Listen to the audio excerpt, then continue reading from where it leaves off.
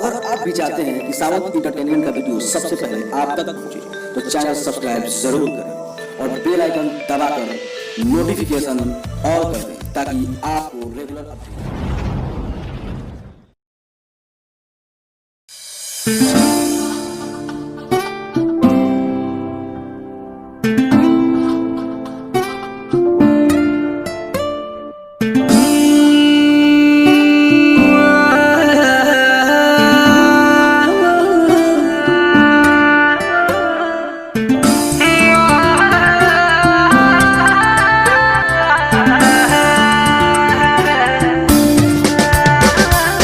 दहिया तोहार चिकन है लागल, गोद दहिया तोहार चिकन है लागल।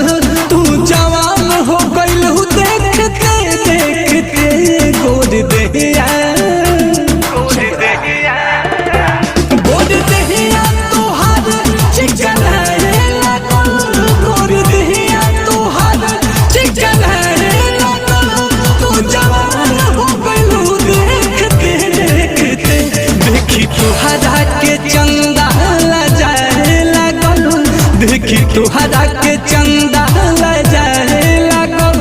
तू सयान हो गइल देखते देखते गोद दहिया तोहार चिकन है लागल।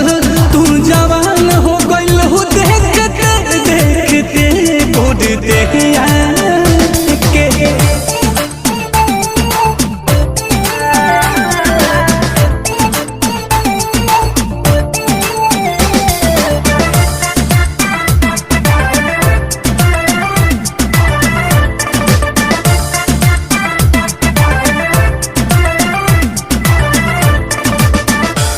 कब बचपन बीतल ये पता ना चलल, कब बचपन बीतल ये पता ना चलल।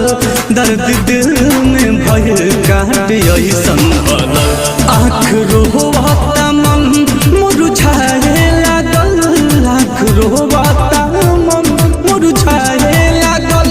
हम जान हो गइल देखते देखते गोद दहिया तोहार चिकन है लागल। तू सयान हो गइल देखते देखते।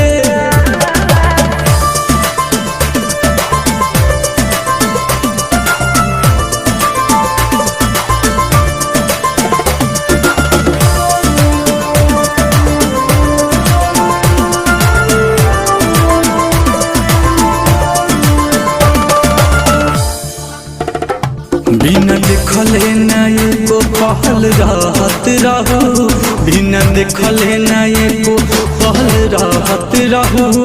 पल पल के तू बात हमसे कहत रहू, नैन मिले ना अब शहर माए लागल, नैन मिले ना अब शहर माए लागल।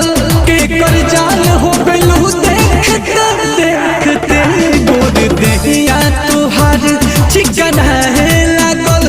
तू जवान हो गइल देखते देखते गोद दहिया।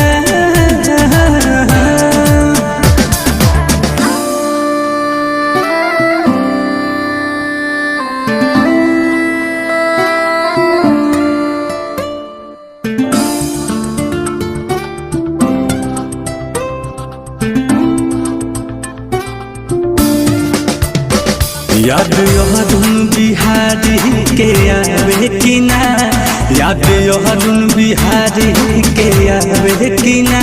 नील कमल के वियोग तड़पावे कि ना। जब से बगिया में फुलवा फुलाए लागल, जब से बगिया में फुलवा फुलाए लागल। तुझ के चांद